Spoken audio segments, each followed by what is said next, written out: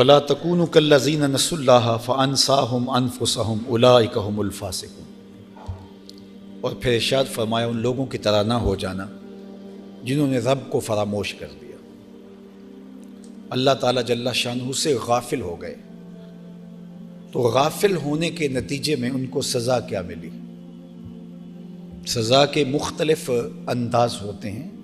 Teacher سزا دیتا ہے تو اس کا انداز اور ہے، پولیس سزا دیتی ہے تو اس کا انداز سزا کا اور ہے، والدین بچے کو سزا دیتے ہیں کسی جرم پہ تو ان کا انداز سزا کا اور ہے، اور کسی محکمے کے ذمہ دار کی ڈیوٹی جب ہوتی ہے منظم رکھنا اپنے ماتحتوں کو، تو ان کو سزا دینے کا انداز اور ہوتا ہے۔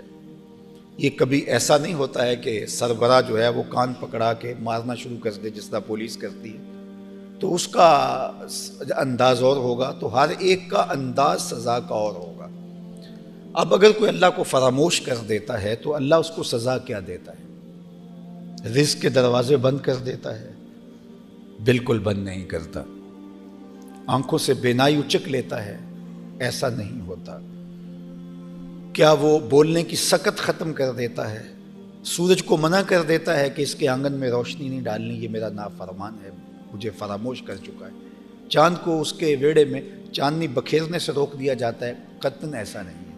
اسے تازہ ہوا اور آکسیجن میسر نہیں آتی کہ اللہ اس سے ناراض ہو گیا اور اس کو یہ سزا دی گئی ہے کہ آکسیجن روک لی گئی ہے؟ ایسا بھی نہیں ہے۔ تو اس کی سزا کا انداز کیا ہے، اس پہ آپ کی اگر توجہ ہو تو اتنی باریک بات ارشاد فرمائی، وَلَا تَكُونُوا كَالَّذِينَ نَسُوا اللَّهَ، ان لوگوں کی طرح نہ ہو جانا جنہوں نے اللہ کو فراموش کر دیا۔ تو پھر ان کو سزا کی کیا ہوئی؟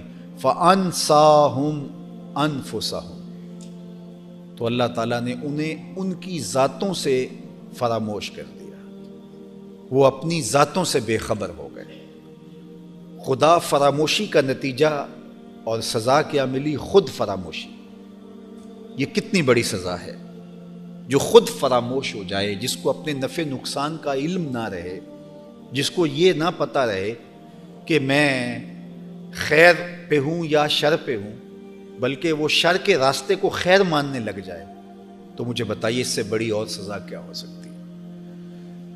جو بنی اسرائیل کو سزائیں دی گئی کہ ان کی شکلیں بدل دی گئی، مسخ کر دیا گیا، اس امت کے لیے مسخ نہیں ہے۔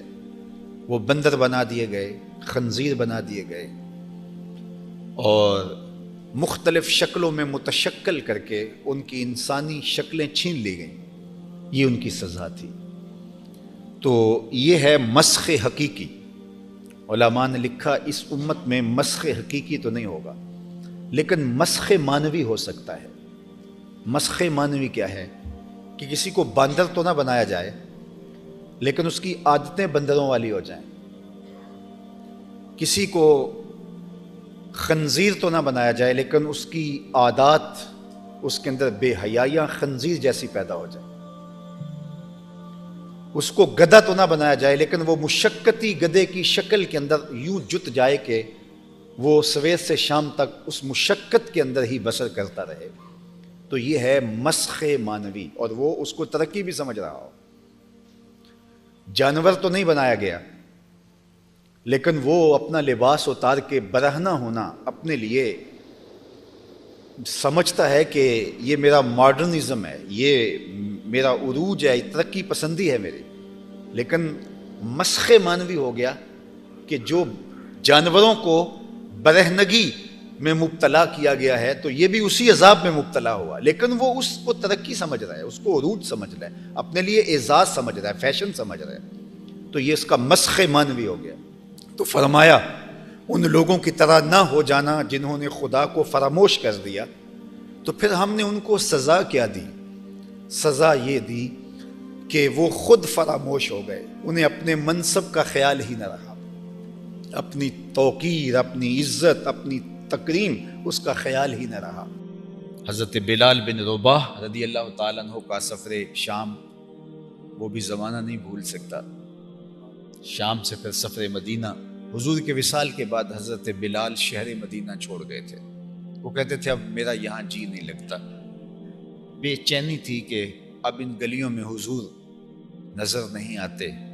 تو ایک عاشق صادق بے تاب ہو گیا، اور پھر شام کا ایک قصبہ تھا داریہ، وہاں جا کے استقامت پذیر ہو گئے۔ تو ایک دن حضور علیہ السلام خواب میں ملے اور فرمایا ما ہاذہ الجفۃ یا بلال، بلال یہ کیا بے وفائی ہوئی، یار ہو کے ملنے بھی نہیں آتے ہو۔ تو پھر دن رات سفر کرتے مدینہ المنورہ پہنچے۔ ابن عساکر نے لکھا ہے، باقی لوگوں نے لکھا ہے، بہت تسلسل کے ساتھ یہ روایت کتب تواریخ و احادیث میں موجود ہے۔ تو حضرت بلال آئے اور آگے لفظ سنیے، وَمَرَغَ وَجْهَهُ عَلَى قَبْرِ رسول اللہ صلی اللہ علیہ وسلم، اپنے رخساروں کو حضور کی قبر کی مٹی کے ساتھ مل رہے اور آنکھوں سے چھم چھم آنسو برس رہے۔ اور جب لوگوں کو یہ پتہ چلا کہ بلال آئے ہیں تو لوگ جمع ہونا شروع ہو گئے۔ ایک مدت کے بعد بلال حبشی واپس آئے اور مدینے کی گلیوں میں بھیڑ ہو گئی، لوگ مسجد کا رخ کرنے لگے۔ حسنین کریمین کو پتہ چلا کہ بلال آئے ہیں تو وہ بھی آئے۔ مسجد نبی میں حضرت بلال موجود تھے تو انہوں نے ایک عجیب سی سفارش کر دی کہ یا عم، اے ہمارے چچا، حضور کے زمانے میں جو تو اذان کہا کرتا تھا سننے کے لیے کان ترس گئے ہیں، وہ اذان دوبارہ سننا چاہ رہے ہیں۔ تو حضرت بلال حبشی نے کہا، روایت میں آتا ہے کہ دونوں کے سر اپنے کندھوں کے درمیان اپنے بازوؤں میں اپنی بغلوں میں لیے اور روئے اور کہا کہ میں تمہاری بات ٹال نہیں سکتا لیکن میرے میں ہمت نہیں ہے، اس لیے کہ جب میں شہادتین پہ پہنچتا تھا تو سامنے حضور کا چہرہ ہوتا تھا، آج قبر رسول ہے۔ تو انہوں نے کہا کہ نہیں، آپ وہ اذان سنائیے گا۔ تو حضرت بلال حبشی نے اذان شروع، تو جوں جوں آواز بلند ہوتی چلی جا رہی تھی تو مدینے میں ایسے جیسے راشا طاری ہو گئی، حتیٰ کہ پردہ نشیں عورتیں بھی گھروں سے نکل آئیں۔